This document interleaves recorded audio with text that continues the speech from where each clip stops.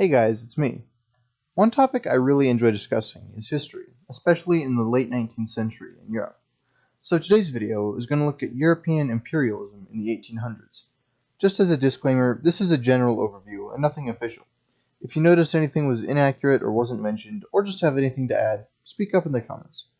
Alright, let's jump in. Industrialism, turning one thing into another as rapidly as possible, or something like that. It's fast, efficient, and importantly, very, very profitable. In its early phases, around the year 1800, industrial practices and technology were mostly present in Europe, especially the United Kingdom and France. However, it quickly spread to many more countries, including the United States, Germany, Austria-Hungary, and even Japan. With so many countries industrializing, more and more products were being created by more and more people. However, don't forget what I said earlier. Industrialization is turning one thing into something else. If you remember this, or just the good old law of conservation of mass, you'll notice that to make one thing, you'll need a thing to make it out of. The point is that these countries needed raw materials to fuel their growth, but didn't have an unlimited amount. Well, most of them. So where do they turn? Well, as of 1880, there was one continent Europe hadn't yet subjugated: Africa. Just as a quick side note, imperialism had technically existed well before industrialization, just in a different form. It was mostly in the Americas and Pacific, like New Spain and the Dutch East Indies, but the same general idea of getting raw materials and making money was the driving force. This is more commonly referred to as colonialism.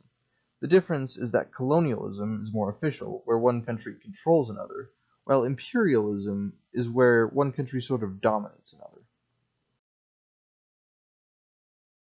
The main thing that allowed Europe to conquer and exploit other land and people was their technological edge.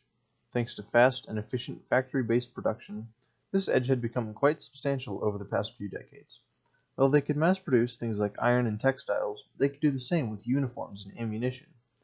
Other things, like medicine to combat unknown diseases like malaria, as well as steamboats that could navigate internal rivers, allowed these powers to go full steam ahead into the continent. By roughly the late 1870s, their edge had developed to a point where they could act. Diseases were becoming less of a concern, and resistance from natives was becoming increasingly futile. Some countries, like the UK and France, owned small amounts of territory on the African coastline, but sharing is caring, so in 1880, Germany called what is known as the Berlin Conference. How sneaky. This meeting divided the continent among any European countries that were interested, and there were plenty of takers. Countries from around Europe, even Belgium, attended. Of course, no Africans were invited to the conference. It was mainly to prevent the superpowers from fighting each other over territory once all was said and done. In the end, Africa went from this to this, with territory going to the United Kingdom, France, Germany, Belgium, Spain, Portugal, and Italy. Only Liberia and Ethiopia remained independent. While medicine and steamboats are great for exploring and discovery, the new conquerors would need something to enforce their control over the natives and extinguish any resistance. This is where rapid-fire bolt-action rifles would come in handy, along with machine guns like the infamous Maxim gun and improved artillery to a small extent. These weapons were only possible to produce and supply with standardized and modernized production techniques to produce bullets, replacement parts, uniforms, and anything else Lieutenant General Frederick Augustus's heart desired. At the time, most Africans did not have these. Basically, anytime the two fought, it was like hitting a brick wall with a stick, and then the brick wall hitting you back. Hence, the Europeans were more than able to keep their colonies under their control with force. But how exactly did they operate?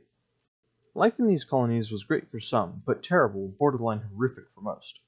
Take Great Britain. Yes, again, they controlled a lot of territory, alright? Obviously, most royal governors had the highest standard of living, with large, elaborate homes and lower-ranking people attending to their needs and carrying out their orders. The only people who would have ranked above them were officials and politicians and the Queen in the main country. Below them were other European officials who still had nice things, just less of them. A majority of British colonies also delegated local authority to locals, such as letting Mughal princes retain some power in India, known at the time as the British Raj. They largely maintained their standard of living prior to British occupation, but gave up a significant amount of power to the crown. And then, of course, military troops and civilians. This isn't an exact social structure, since it did vary from region to region, just an overall idea. And remember, this is mostly the British standard. It wasn't the same in every colony. For the indigenous groups, life would have been the worst of all.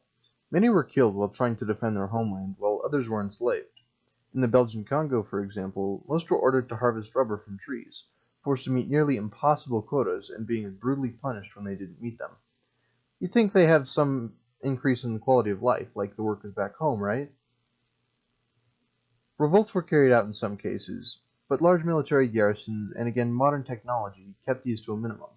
Plus, new ideologies like social Darwinism let countries and soldiers justify their actions, at least to Europeans.